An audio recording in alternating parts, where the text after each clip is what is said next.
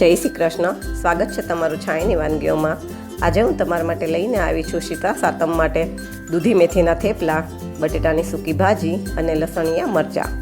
આ મરચાંને તમે 8-10 દિવસ ફ્રીજમાં સ્ટોર પણ કરી શકો છો, જે ખાવામાં એકદમ ટેસ્ટી લાગે છે. તો ચાલો બનાવીએ. હવે તેને માટે એક પેનમાં 1.5 પાવડા જેટલું તેલ લઈશું અને તેલને થોડું ગરમ થવા દઈશું.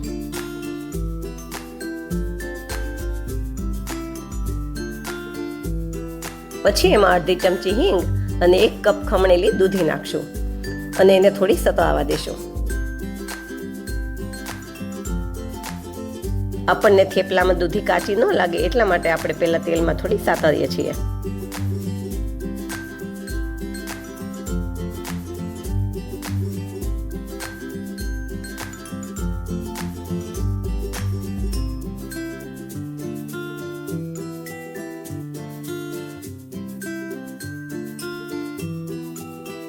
દૂધી થોડી સતળાઈ જાય પછી મેં એમાં 1 કપ મેથીની ભાજી લીધી છે, એ નાખી દઈશું અને એને પણ થોડી સાતળી લેશું.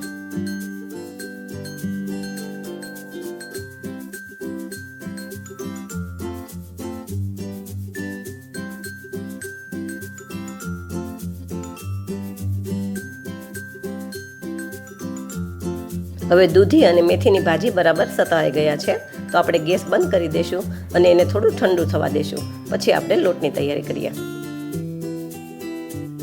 હવે દૂધી અને મેથીની ભાજી ઠંડા થઈ ગયા છે, તેને આપણે જે કાથરોટમાં લોટ બાંધવાનો છે એની અંદર કાઢી લેશું.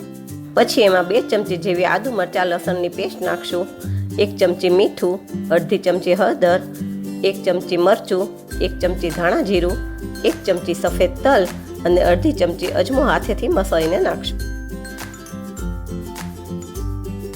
1 ચમચી દળેલી ખાંડ નાખશું, કેમ કે આપણે આમાં દહીંથી લોટ બાંધવાનો છે, તો દહીંની ખટાશને બેલેન્સ કરવા માટે 1 ચમચી ખાંડ લીધી છે. હવે આ બધા મસાલાને સરખી રીતે મિક્સ કરી દેશું.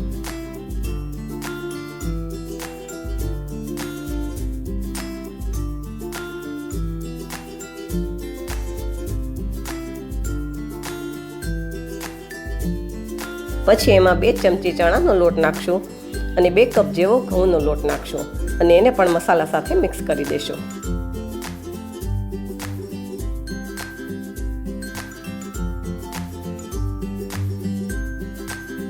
આમાં આપણે દૂધી અને મેથી સાતળીને લીધા છે, એમાં જ તેલનું મોણ આવી ગયું છે, એટલે આપણે આમાં તેલના મોણનો ઉપયોગ નથી કર્યો અને આમાં દૂધીને હિસાબે થેપલા સોફ્ટ જ બનશે. હવે બધા લોટને મસાલા સાથે મિક્સ કરી દઈશું. પછી આપણે આમાં જરૂર પડે એટલું દહીં નાખતા જઈશું અને નરમ લોટ બાંધી લઈશું. અને હું તમને છેલ્લે કહીશ કે મેં કેટલા દહીંનો ઉપયોગ આમાં કર્યો હતો. જો તમને મારી વાનગીઓ પસંદ આવે તો મારા વિડીયોને લાઈક કરજો, શેર કરજો અને મારી ચેનલને સબસ્ક્રાઈબ કરજો.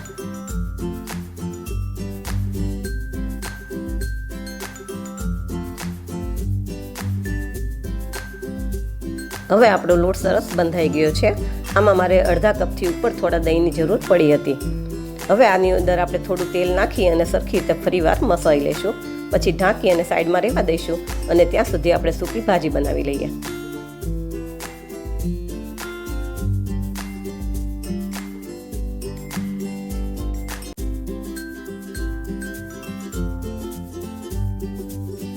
હવે સૂકી ભાજી બનાવવા માટે એક પેનની અંદર મેં 2 પાવડા તેલ લીધું છે. તેલ ગરમ થાય પછી એમાં 1 ચમચી જીરું નાખી અને જીરુંને સરખી રીતે ફૂટવા દઈશું.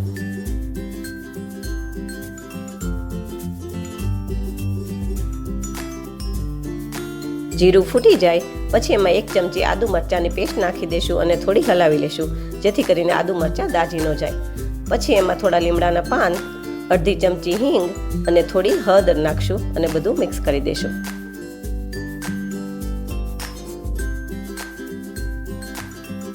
પછી આમાં 500 ગ્રામ જેટલા બટેટાના બાફી અને કટકા કરી લીધા છે એ નાખી દઈશું. 1 ચમચી મીઠું, 1 ચમચી મરચું, 1 ચમચી ધાણા જીરું, થોડી સિંગદાણાનો ભૂકો, થોડી કોથમીર અને અડધું લીંબુ નીચોવી દઈશું.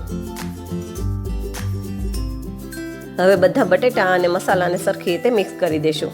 આમાં મેં ઉપવાસ માટે નથી બનાવ્યા એટલે મેં બધા મસાલા નાખ્યા છે. તમે જો ઉપવાસ માટે બનાવતા હોય તો તમે જે મસાલા ખાતા હોય એ તમારે નાખવાના, બાકીના સ્કીપ કરવાના.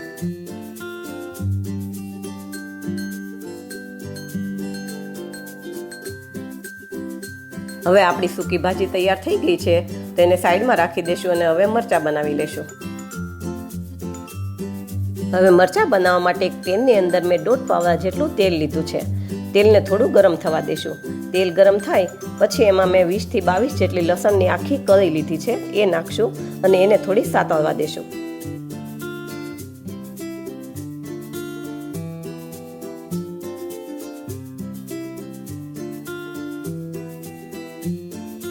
લસણ થોડું સતળાય પછી એની અંદર અડધી ચમચી જેટલી રાઈ, થોડું જીરું અને થોડી હિંગ નાખી દઈશું અને રાઈ અને જીરુંને થોડું ફૂટવા દેશું.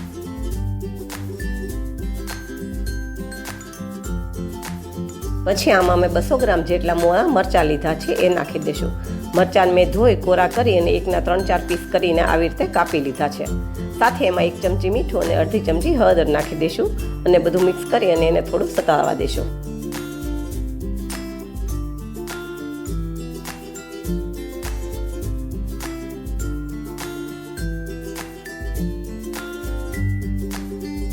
હવે મરચાં થોડા સતળાઈ ગયા છે, તો મરચાંને આપણે ચારે બાજુ સાઈડમાં કરી અને વચ્ચે ખાડો કરી લેશું.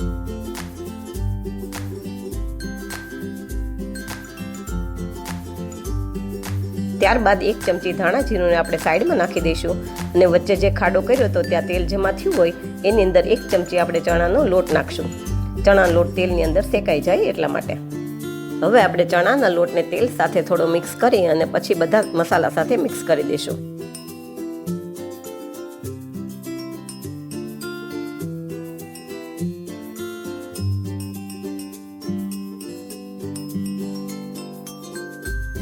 હવે આપણો મરચાં અને લોટ બરાબર સતળાઈ ગયા છે, તો છેલ્લે એમાં આપણે અડધું લીંબુ નીચોવી દઈશું. બરાબર મિક્સ કરી દઈશું અને ગેસ બંધ કરી દઈશું. હવે આપણે થેપલા બનાવી લઈએ.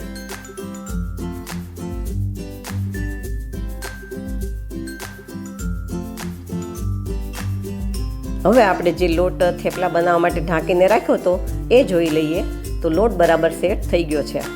લોટને થોડો મસળી અને એમાંથી એક લુવો બનાવી લઈએ. આમાં આપણે રોટલી બનાવવા લુવો લઈએ એના કરતાં થોડો મોટો લુવો બનાવવાનો છે અને થેપલા પણ થોડા જાડા રાખવાના છે. હવે પાટલી ઉપર લુવાને મૂકી અને ઉપર થોડા તલ ચિપકાવી દઈશું. પછી જરૂર મુજબ કોરો લોટ લેતા જઈશું અને થેપલું વણી લેશું.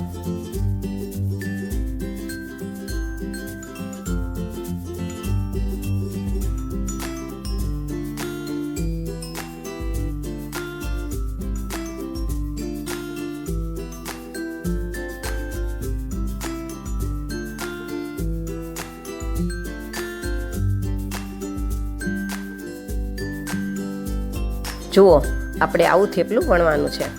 હવે થેપલું શેકવા માટે મેં લોઢી ગરમ કરવા મૂકી દીધી છે, તો આપણે થેપલું શેકી લઈએ. હવે આપણે થેપલાને લોઢી ઉપર મૂકી દઈશું અને થોડું શેકાવા દઈશું. હવે એક સાઈડ થોડું શેકાય પછી એને બીજી સાઈડ પલટાવશું. હવે આપણે થેપલાની ઉપર 1 ચમચી તેલ લગાવી દઈશું અને ચારે બાજુ ફેલાવી દઈશું અને તવીથાની મદદથી બીજી સાઈડ પલટાવી દઈશું.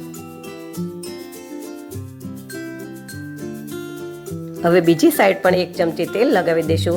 તવીથાની મદદથી ચારે બાજુ ફેલાવી અને ફરી પાછા પલટાવી દઈશું.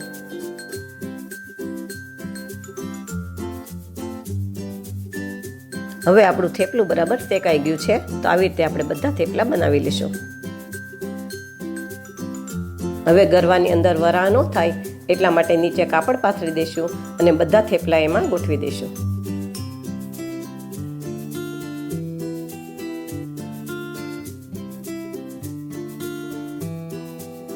હવે આપણે ડીશ સર્વ કરી દઈએ. તો ડીશની અંદર એક સાઈડમાં આપણે થેપલા ગોઠવશું, પછી તેની બાજુની સાઈડમાં આપણે જે લસણિયા મરચાં બનાવીને રાખ્યા હતા એ ગોઠવી દઈશું.